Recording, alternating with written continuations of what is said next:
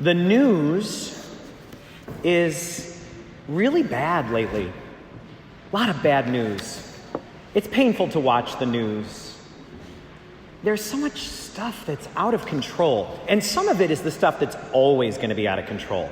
Tsunamis and earthquakes and snakes. But there's other stuff too. Stuff that is just so hard to accept. Like smoke bombs on subways followed by senseless shooting in New York City. Authoritarian leaders invading free countries.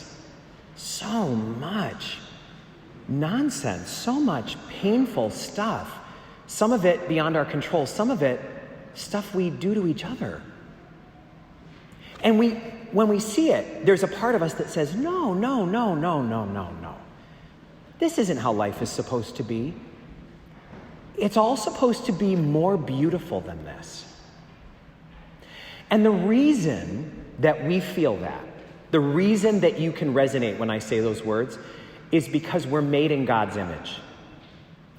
And so deep within us is a memory of the Garden of Eden.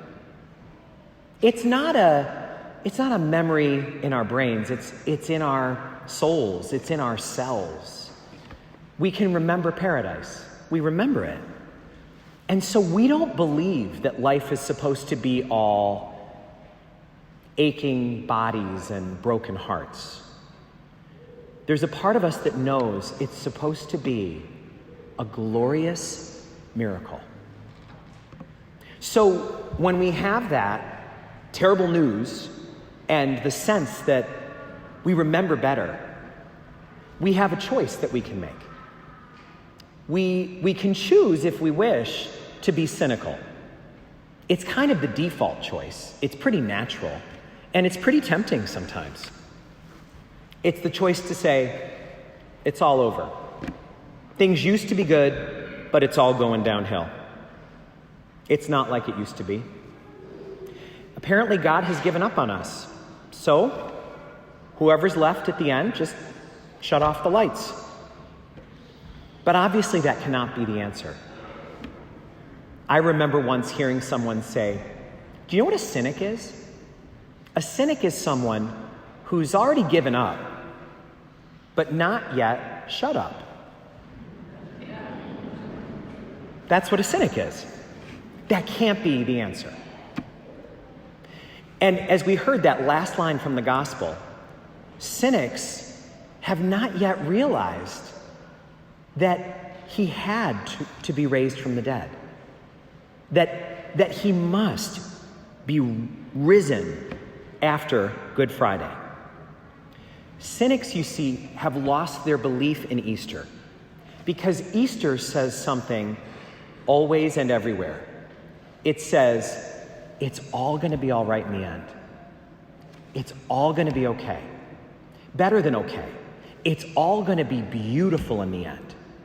So if it is not yet okay, if it is not yet beautiful, you simply know it's not the end yet. Stay tuned. If it's not yet the most beautiful outcome that could be, then it's just not the end yet. Easter gives us the second option. Rather than cynicism, we can learn to look beyond whatever we're going through so that we can see what might be in the distance, in the bigger picture, in the 3,000-foot view. It's kind of like when you binge watch a Netflix series, which a lot of us do. And if you've ever watched one of those suspenseful series, you can feel like you're putting yourself through a lot of misery for no reason. I know I do. Whenever I watch one of those things, I'm so on edge, I'm so tense, and I'm thinking, why am I doing this to myself? Because I'm sitting there biting my nails, and I'm wondering, is the hero gonna live through this? Is she gonna survive this? Or is he gonna get killed? And I can get all on edge, and my stomach's churning, and I'm all nervous, and then I realize, wait a minute. There's like 5 seasons left. This is going to turn out. I know it will, because there's so many seasons still ahead. That is what we're talking about. One of the things that I've learned from talking to people who've had terrible losses is that they will never get over it. And that can sound like terrible news at first, but it's so universal, you know there's more to it than that. An example is parents who've lost children. I hate to even say it because I know there's people here who have that story. But a parent who's lost a child is never going to get over it. And you know what the parents who've lost children have taught me? They don't even want to. They don't want to get over it. Some parents have told me, why would I want to forget that child? Never. And what they've taught me is, for the big stuff in life, you don't get over it. You get beyond it.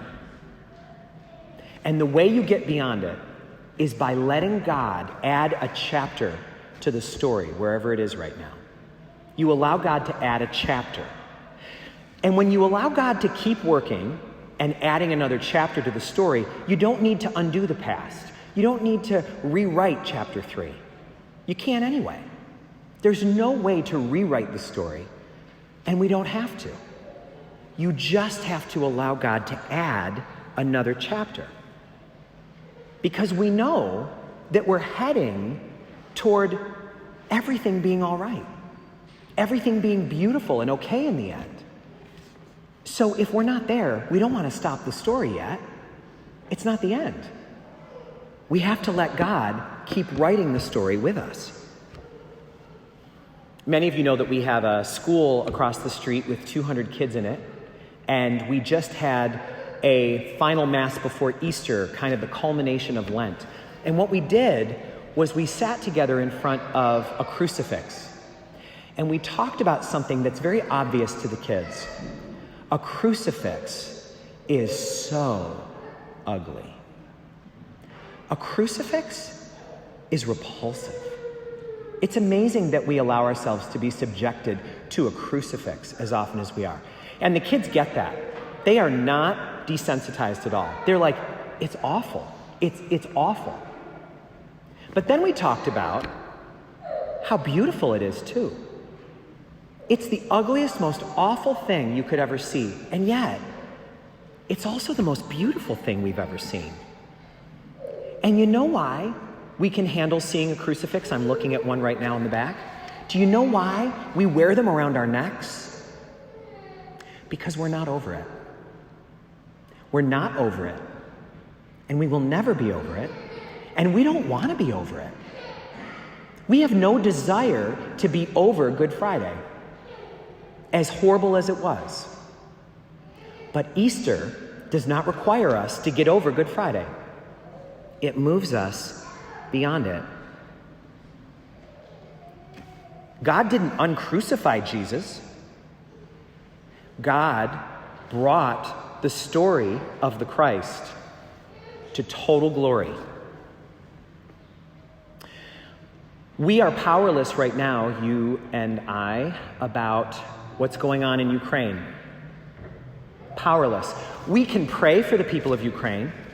We can send them aid, as our parish has, helping to contribute toward a cargo plane that took off earlier this month. But we can't undo what's happening. We can't stop the invasion or help them relive the past 2 months. And it's excruciating to watch. And you know, millions and millions of people have had to flee. And one of the things that is terrible about that is that the dads can't come. They have to stay behind. It's the moms and the children that are going. It's like they're being crucified. But maybe you have heard what is happening when those train loads of heartbroken, crucified mothers and children are arriving at train stations in Poland. Maybe you've seen the pictures of the train pulling up to the platform, and there on the platform is all of these empty strollers left by Polish mothers filled with items for children. You see, it's because they refuse to let the war be the end of the story. They are going to add another chapter. They want what happens to those mothers and children when they get off the train to be so much more beautiful than what they saw when they got on the train. Because they know it's supposed to be more beautiful than this. They feel it in their souls and in their cells. It's not supposed to be this ugly.